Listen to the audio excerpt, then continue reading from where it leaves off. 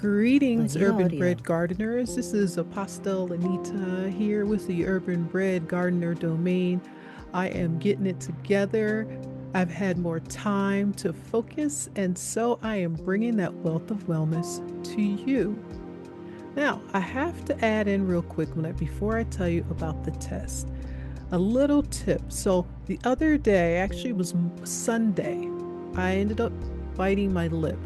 And you know how you bite your lip, and then, of course, you have difficulty eating because you end up possibly biting it again. So, what I do in that situation is cloves. Cloves that you put inside of the ham, which I don't eat ham anymore, or you put in the pumpkin. So, cloves, one of these little deals, right? You can see that kind of. So, basically, what I do is I take this and I put it in where the bite is. And for me, it was right about here. So I take it, stick it on there, and then basically what it does is, because cloves have like antibacterial properties and things like that, it's going to basically numb the bite. And so that's helpful for you, because if you ever have a situation where you bite your lip, and yeah, sure, you can see me talking kind of funny, but do I care if someone else is looking at me funny? I got this thing numbed, and you know what happens when it's numbed? You stop biting it. And because the clove is in the way, you can't really bite it again anyway. So that's a good deterrent. Now, if you don't like the flavor of clove, I don't know what to tell you other than you really don't taste it. Initially, you feel the burn from it numbing, and then after it does that, you really don't feel anything until it gets soft, and then you end up chewing it. And then, of course, you can chew it up and eat it, or you just spit it out and start over when you're done. So that's my little tip to start for this short podcast. But I want to share with you about what this test is all about. So I talk about my issue in the article and how that guided me to learn about doing this test. Now, I always do a disclaimer. I'm not a medical doctor. I'm not a medical professional. If you have some kind of issue where you need to get medical assistance, please seek professional medical assistance for your situation. Now, I have to say that as a disclaimer, because what I'm about to say is that there's a way for you to take a test where you don't need a doctor, but this test is going to tell you or help you figure out if you're healthy or not. And doctors don't really help you figure out if you're healthy or not. Doctors usually diagnose things. That's not necessarily telling you if you're healthy. It's more telling you the not side. But this test that I'm going to talk about is what is important in this article. So briefly, I mentioned that I had this stabbing abdominal pain. So yes, I did seek advice and consultation and services from medical professionals for this stabbing abdominal pain. Well, after 3 doctors all gave me completely different diagnosis, I was done. But here's the catch. They would have never figured out what was wrong with me, because what issue was not something that they don't look for, 2, they can't test for it, and 3, it would be bad for business, right? So doctors are in business to sell pharmaceuticals, get people in for procedures, and have them coming back for follow-ups. That's what their business is. This specific test I'm going to tell you about is something I learned not from Ayurveda, but from when I was studying to become an Ayurvedic doctor. Wink, wink. I said I'm not a medical doctor. I was studying to become an Ayurvedic doctor. And in my studies, I had about 5 plus, including up to now would be 10 years of study on my own. But there was that 1 year when I was actually pursuing it for certification through an actual college that certifies and teaches you all of the methods. So from that, and of course I have textbooks, so I can still go back and read it and do things that I need to do. So from doing my Ayurvedic studies, I learned that there's a way that we, us people, can test ourselves to see if our body is more prone to illness or disease And I'm not talking about like a screening or something like that to see if you have cancer. No, I'm talking about whether your body is either in, let's say, the positive or the negative for either approaching parasites or things that will harm you, or nurturing the healthy, happy cohabitants that's in your body. And specifically, I am talking about the pH. Now, let me go ahead and share with you what I'm talking about so I can explain. So pH, what am I talking about? I'm talking about the pH level. You know, just like they check the water and plants. Yes, that same pH. It's a little strip like you see here, and you take this little strip, I'll show you in this one, and you touch it to your tongue. You rip off a little piece of it, touch it to your tongue, and then it will tell you what your level is in correspondence to these. Now, obviously, there are some danger points here. Now, keep in mind, this is not a diagnosis. This is basically a tool or an aid to help you see if you need to really seek some medical physicians for care, right? Because part of what I've done for myself is I actually do pH testing on a regular basis, and you can test your saliva, you can test your urine, you can also test your blood. However, you are going to need a doctor to do that one. So you can go in to see your doctor or medical physician, say, hey, I want to test the pH level of my blood. They have a procedure, and bam, you find it out. Point of that is each of those fluids are going to have a different pH level. Why?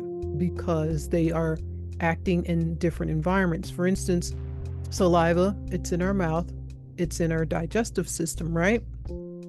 You're not going to pull saliva out of your eyeballs, which you can also test the pH of your tears as well. So different fluids, different pH levels. What that's going to do is it's going to give you basically an average, right? So let's say, for instance, you test your saliva, you test the tear, you test your urine, and you have a doctor test your blood.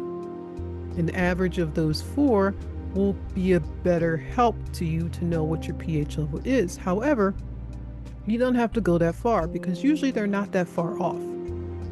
And what I mean by that is it's kind of going to be pointless for you to test all of them unless you feel the need to go ahead and test them all. I usually go with testing urine sometimes, other times I'll do saliva. It's only one time I tested tear because that's a little difficult because you have to make sure you don't touch your skin because that'll contaminate it. So you kind of have to get the tear right as it's coming out of your eye. And I'm sure you can imagine how challenging that is. Now the blood, I've never had to ask a doctor to test my blood for pH, but I'm sure they know when they take a blood test, right? I've just never asked for the results.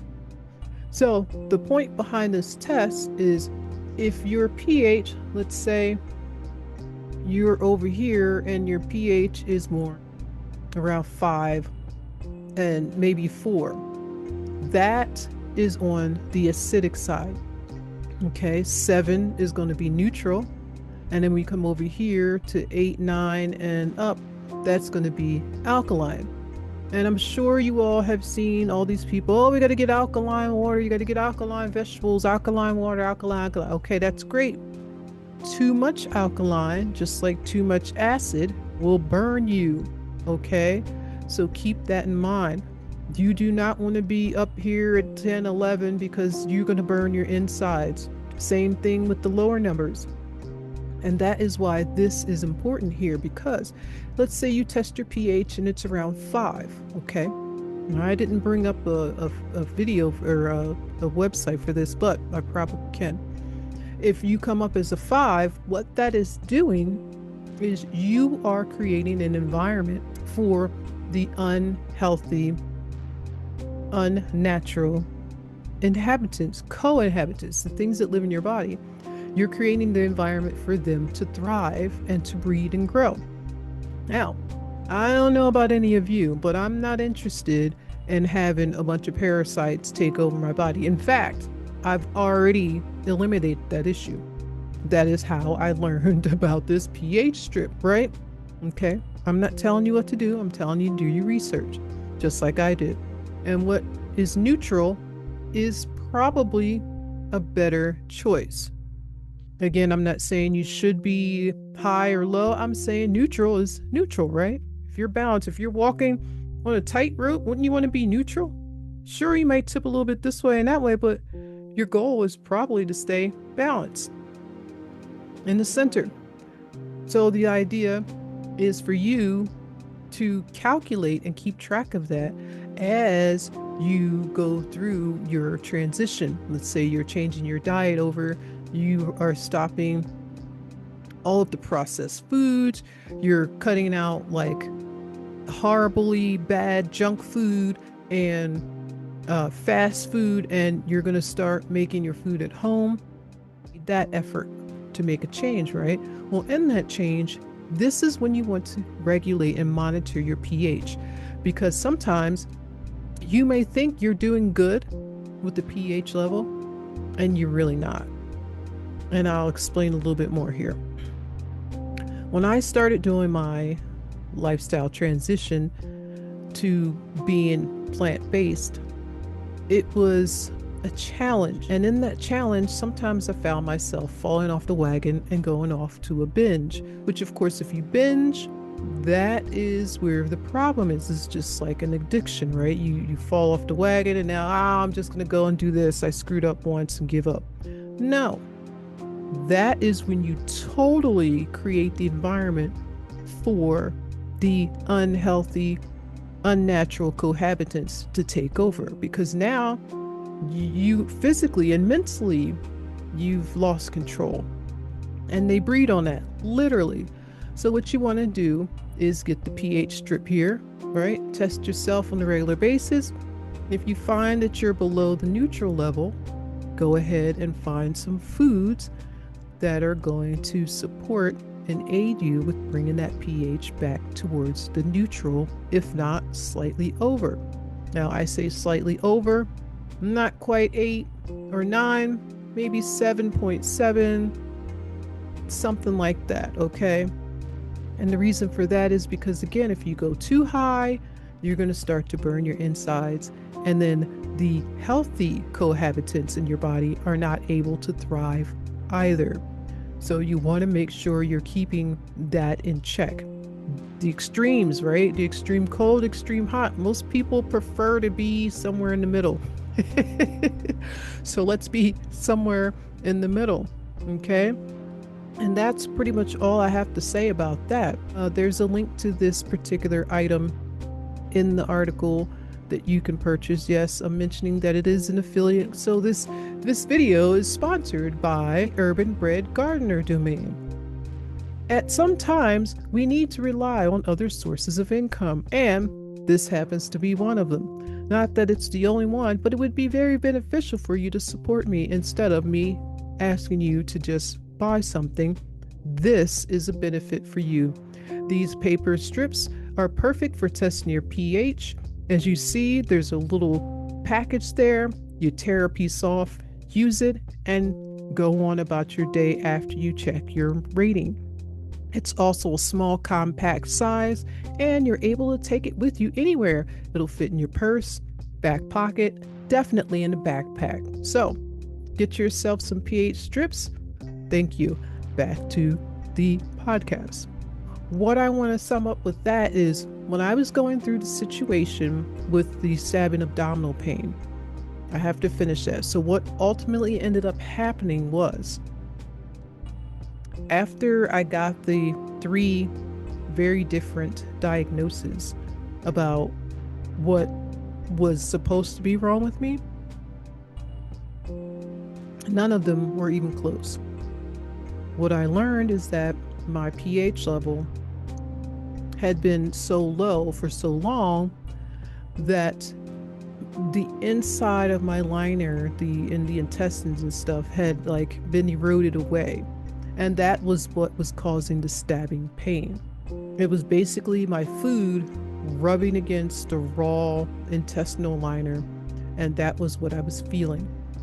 And so to fix that, I had to raise my pH, which by raising my pH, I was able to help the natural cohabitants in my body thrive, and they also help out with producing this mucoid type liner that's in your intestines so that it's protecting you from the food moving through your digestive system. And that's basically it. So that's what I learned, and I basically found that out through Ayurveda. Ayurveda showed me that I can heal myself through herbs and eating better foods. And what I ultimately did was I eliminated junk food. Actually, the very first thing I eliminated was gluten and beef and pork. And I'm saying all beef and pork is bad. I'm saying that's what I did first. Okay. And then from there, I moved on to other things. And then eventually I had become a vegan, which I'm not a vegan now. And it's not because I have an issue with it. I just did it for a while and said, okay, everybody's got a choice and the right to do what they want. But I enjoy being plant-based, which means most of my diet, about 85% to 90%, is plant-based. And I don't always, I say 80% to 90% because I don't always have some sort of meat with my food. It's usually all grains and vegetables. Very rarely do I have wheat, just because it's a bit harsher, and the way that it's processed here in this country, it's not as nutritional or nutritious as it is in other economies in other countries, because they take care of their wheat in a different way than we do. What that is for you is I wanted to share how I came about learning about using the pH strips and why the doctor isn't going to tell you, and how you can help yourself stay healthy. At the end of the day, the pH strips were a guide showing me that, hey, you need to change your diet. Eating too much of this, cut back on that. And I actually kept a food journal. If you're also interested in learning more about my Urban Bred Gardener Domane course, where I teach and share with you all of the lovely, fun, joyful methods that I learned when I was studying to become an Ayurvedic doctor, and then all of the other things that I studied in the press. So didn't always all of it come from Ayurveda. There's also Chinese medicine, Native American medicine. There's the African medicine. So there's medicine from all over the globe.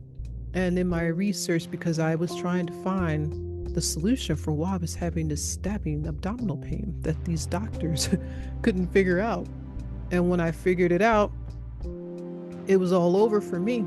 But that's why I'm sharing it with you. I see more people are interested in learning about this. They have questions. Please ask me questions. I love it when people ask me questions about like living a plant-based diet and gardening and using herbs and all this fun stuff, right, that I'm talking about.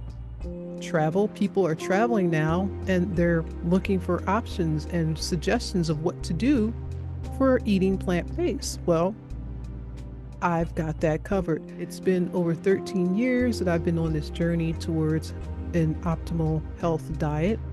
And I have to say, it's been a lot of fun. I'm glad I did it.